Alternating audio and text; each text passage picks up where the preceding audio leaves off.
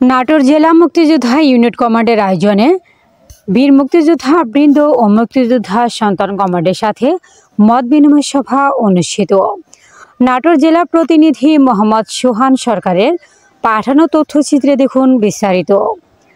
বিএনপির কেন্দ্রীয় নেতা ও আগামী জাতীয় সংসদ নির্বাচনে নাটোর 2 আসনের বিএনপি মনোনীত ধানের শীষের প্রার্থী অ্যাডভোকেট রুহুল কুদ্দুস তালুকদার দুলু বলেছেন, আমি বিশ্বাস করি এই দেশের মানুষ বিশ্বাস করে যতদিন বাংলাদেশ থাকবে, যতদিন বাংলা ভাষা থাকবে, এই বাংলার পৃথিবীর মানচিত্র যতদিন থাকবে ততদিন প্রতিটা মানুষের স্বীকার করতে হবে এই মুক্তিযোদ্ধারা বাংলাদেশের শ্রেষ্ঠ সন্তান।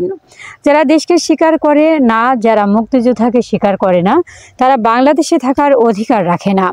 তিনি আজ বুধবার বেলা 11টার দিকে আলাইপুর জেলা বিএনপির কার্যালয়ে নাটোর জেলা সদর উপজেলার নলডাঙ্গা উপজেলার বীর মুক্তিযোদ্ধা বৃন্দ ও সদর উপজেলার মুক্তিযোদ্ধা কমান্ডারের সাথে মত বিনিময় সভায় তিনি এইসব কথা বলেন।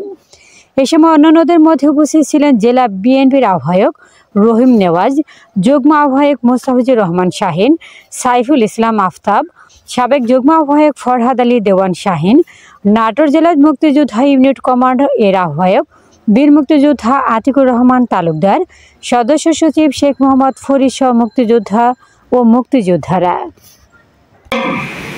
এই অঞ্চলই হচ্ছে বাংলাদেশ।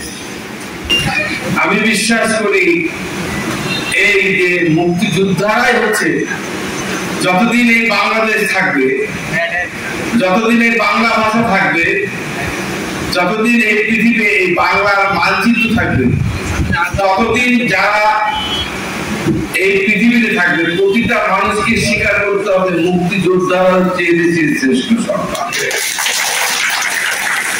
যারা দেশকে স্বীকার করে না, যারা মুক্তিযোদ্ধাকে স্বীকার করে না, যারা মুক্তিযুদ্ধের বিরোধীচরণ করেছেন, তারা বাংলাদেশের রাজনীতি করার অধিকার।